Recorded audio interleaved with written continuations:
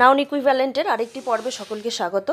আজকে আলোচনা করব ইনফিনিটিভ নিয়ে। ইনফিনিটিভও একটি নাউন ইকুইভ্যালেন্ট, অর্থাৎ নাউন না হয়েও নাউনের মতো ব্যবহৃত হয়ে থাকে। ইনফিনিটিভের বাংলা হচ্ছে অসমাপিকা ক্রিয়া। অসমাপিকা ক্রিয়া বলতে যেখানে কাজটা কমপ্লিট হচ্ছে না, নাম থেকেই বোঝা যাচ্ছে। আর ইংরেজির ক্ষেত্রে যদি বলি, ইনফিনিট এই কথার অর্থ হচ্ছে অসীম বা সীমিত নয়। তো কেন সীমিত নয় এটা? এই ইনফিনিটিভ সম্পর্কে বলা হয় যে infinitives are not changed with the number or person of the subject, অর্থাৎ বাক্যের সাবজেক্ট বা যে কর্তা, সেই সাবজেক্টের নাম্বার আর পারসন যদি চেঞ্জ হয় তাহলেও কিন্তু ইনফিনিটিভ কখনো চেঞ্জ হয় না।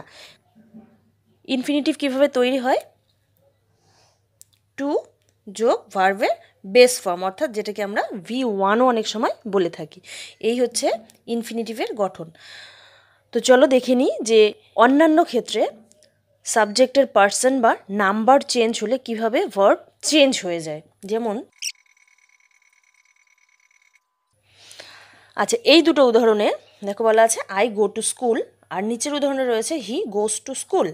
এখানে এই যে আই এর পরে যে ভার্বটা আছে গো, এখানে বেস ফর্মটা বসানো হয়েছে, প্রেজেন্ট ইনডেফিনিট টেন্সে আছে বলে। এই প্রেজেন্ট ইনডেফিনিট টেন্সেরই একই সেন্টেন্স আমরা রাখবো, শুধু সাবজেক্টটা যদি আমরা চেঞ্জ করে দিই, তারপরে যে ভার্বটা বসবে সেটা কিন্তু আর গো ভার্ব বসাতে আমরা পারবো না, কারণ কি এখানে আইয়ের জায়গায় আমরা হি বসিয়েছি। তো থার্ড পারসন সিঙ্গুলার নাম্বারের ক্ষেত্রে কি হয়? প্রেজেন্ট ইনডেফিনিট টেন্সের ক্ষেত্রে ভার্বের পরে এস বা ইএস যুক্ত করতে হয়।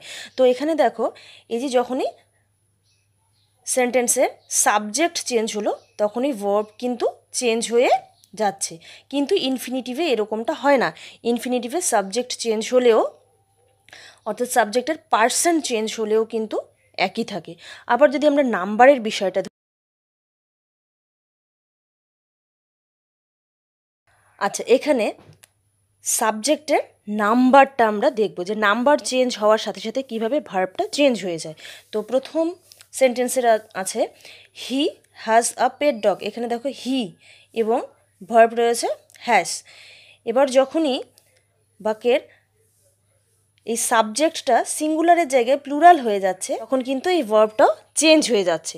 তো এই চারটে উদাহরণ থেকে আমরা দেখলাম কি সাবজেক্টের পার্সন বা নাম্বার চেঞ্জ হয়ে গেলে ভার্বগুলো কিন্তু চেঞ্জ হয়ে যায়, কিন্তু ইনফিনিটিভের ক্ষেত্রে এরকমটা হয় না। ইনফিনিটিভের এই যে টু প্লাস ভার্ব ওয়ান বা ভার্বের বেস ফর্ম, এটা সবসময় একই থাকে। I am two do the duty, এই যে টু ডু এটা হচ্ছে ইনফিনিটিভের উদাহরণ। আবার রয়েছে you walk to do the duty, এখানেও টু ডু একদম সেম রয়েছে। তারপরের উদাহরণে he is to do the duty, এই যে টু ডু অর্থাৎ ভার্বের বেস ফর্মের আগে টু যোগ করে ইনফিনিটিভ তৈরি করা হয়েছে, এবং এটা সাবজেক্ট চেঞ্জ হয়ে গেলেও কিন্তু কোনো অবস্থাতেই চেঞ্জ হয় না। তো ইনফিনিটিভ 6 প্রকারের রয়েছে। সেগুলো কি কি? Present infinitive, present continuous infinitive, 3 নম্বর পারফেক্ট ইনফিনিটিভ, 4 নম্বর পারফেক্ট কন্টিনিউয়াস ইনফিনিটিভ, আর 5 নম্বরে প্রেজেন্ট ইনফিনিটিভ প্যাসিভ, আর 6 নম্বর হচ্ছে পারফেক্ট ইনফিনিটিভ প্যাসিভ। তো এই যে বিভিন্ন ভাগগুলো, এই ভাগগুলো নিয়ে পরবর্তী পর্বে আমি আলোচনা করব। আজকে আমরা যেটা আলোচনা করব সেটা হচ্ছে ইনফিনিটিভ নাউন ইকুইভ্যালেন্ট হিসেবে বাক্যের কোথায় কোথায় ব্যবহার করা হয়। তো প্রথমেই রয়েছে ইউজের ক্ষেত্রে, দেখো সাবজেক্ট অফ আ ভার্ব, অর্থাৎ কি ভার্বের সাবজেক্ট হিসেবে ব্যবহৃত হয়। নাউন যেমন ভার্বের সাবজেক্ট হয়ে বসে, সেরকমই ইনফিনিটিভও ভার্বের সাবজেক্ট হয়ে বসতে পারে। তো এই প্রসঙ্গে বলতে হয় সাবজেক্ট কি? সাবজেক্ট হচ্ছে ভার্বকে কি বা কে দিয়ে যদি প্রশ্ন করি তাহলে যে উত্তর পাবো, অর্থাৎ ইংরেজিতে হোয়াট বা হু দিয়ে যদি প্রশ্ন করি ভার্বকে তাহলে যে উত্তর পাবো সেটাই হচ্ছে সাবজেক্ট। তো প্রথম উদাহরণে দেখো to steal is a sin, চুরি হচ্ছে একটি পাপ। যদি আমরা এই ভার্বকে প্রশ্ন করি যে কোন বিষয়টা আসলে একটা পাপ, সেখানে আমরা উত্তর পাবো টু স্টিল বা চুরি। তো এখানে এটা সাবজেক্ট হয়ে বসেছে। পরেরটাতে দেখো to help the poor is a virtue, এখানে টু হেল্প এই যে ইজ ভার্বের সাবজেক্ট হয়ে বসেছে। তারপরে রয়েছে টু ফরগিভ ইজ ডিভাইন। তো আমরা এখানে দেখলাম যে ইনফিনিটিভ ভার্বের সাবজেক্ট হয়ে বসতে পারে। আবার 2 নম্বরে রয়েছে অবজেক্ট অফ আ ভার্ব, অর্থাৎ ভার্বের অবজেক্ট হয়েও ইনফিনিটিভ বসে। যেমন he likes to play games, এখানে অবজেক্ট হয়ে বসেছে। অবজেক্ট কাকে বলে? ভার্বকে আমরা যদি কি বা কাকে দিয়ে প্রশ্ন করি তাহলে যে উত্তর পাবো সেটাই হচ্ছে অবজেক্ট। তো এখানে দেখে নিই হি লাইকস, এখানে এই লাইকস ভার্বকে আমাদের প্রশ্ন করতে হবে সে কি পছন্দ করে? To play games.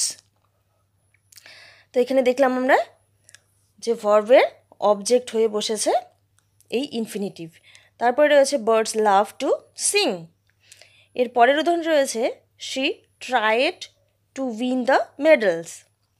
3 নম্বরে রয়েছে কমপ্লিমেন্ট অফ আ ভার্ব, অর্থাৎ ভার্বের কমপ্লিমেন্ট হয়েও ইনফিনিটিভ বসে।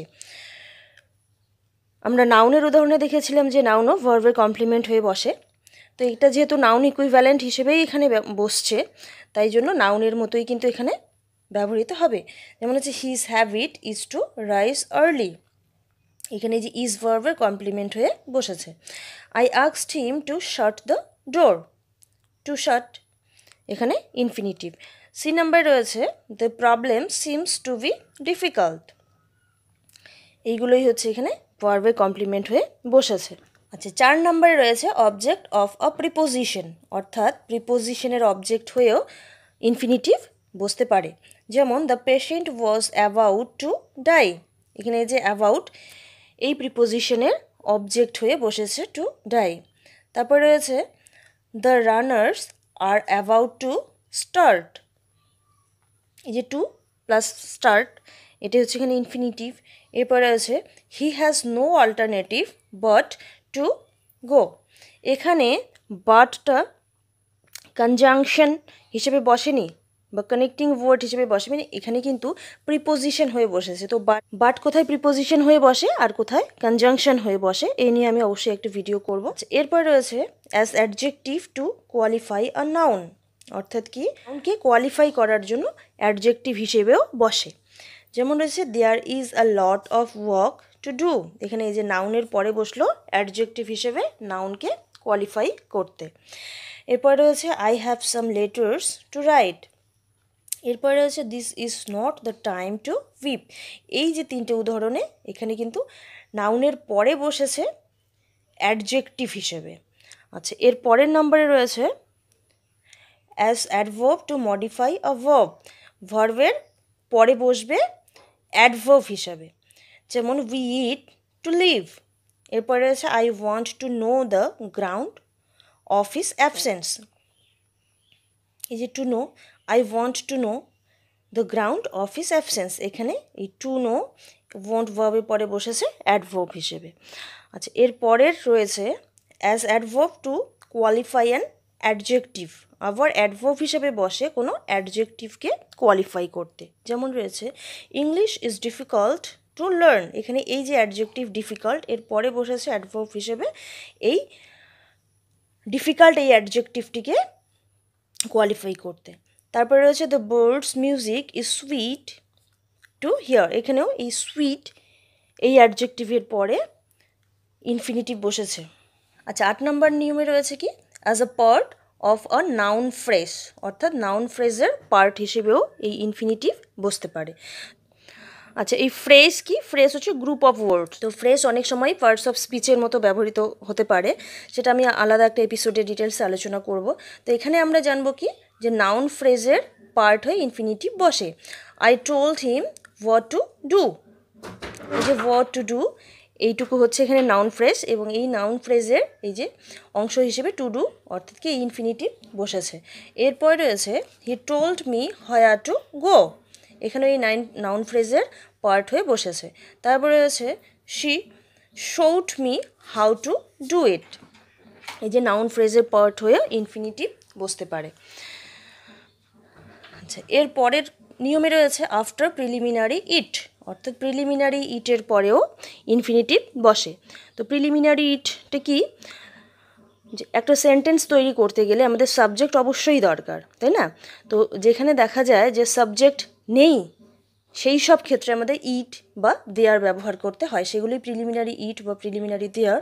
তো এখানে প্রিলিমিনারি ইটের পরেও এই ইনফিনিটিভ বসতে পারে, যেমন it is harmful to smoke cigarette. এখানে ইটটাই সাবজেক্ট হয়ে বসেছে, কারণ কি এখানে আলাদা কোনো সাবজেক্ট নেই। তারপরে রয়েছে it is wise to rise early. এরপরে রয়েছে it is foolish to waste time. 10 নম্বরে রয়েছে আফটার টু, অর্থাৎ TOO, এই টু এর পরেও ইনফিনিটিভ বসে। যেমন রয়েছে I am too tired to walk. এখানে মিনিংটা নেগেটিভ বোঝায়, যদিও সেন্টেন্সটা পজিটিভ, কিন্তু মিনিংটা নেগেটিভ হয়। I am too tired to walk কি, আমি এতটাই টায়ার্ড, এতটাই ক্লান্ত যে আমি কাজ করতে পারছি না বা কাজটি করতে পারবো না। She is too weak to walk. এখানে এই যে টু, এই টু এর পরে ইনফিনিটিভ বসানো হয়েছে। এরপরে রয়েছে আরেকটা উদাহরণে রয়েছে, দেখো she walked too slowly to catch the bus. এখানে যে টু, তারপরে একটা অ্যাডভার্ব রয়েছে, তারপরে রয়েছে টু ক্যাচ। এর পরের নিয়মে রয়েছে দেখো টু জয়েন সেন্টেন্সেস। এই জয়েনিংয়ের ক্ষেত্রে কিন্তু ইনফিনিটিভ একটা বড় ভূমিকা পালন করে থাকে। She went to Agra, she wanted to see the Taj. এই যে দুটো সেন্টেন্স, এই দুটো সেন্টেন্সকে আমরা ইনফিনিটিভ দিয়ে একটা সেন্টেন্সে পরিণত করতে পারি। কীভাবে? She went to Agra to see the Taj. তো এই যে জয়নিংয়ের ক্ষেত্রে কিন্তু ইনফিনিটিভটা খুবই হেল্পফুল, তাই জন্য জয়নিং শিখতে গেলে কিন্তু আমাদের আগে ইনফিনিটিভটা অবশ্যই জানতে হয়।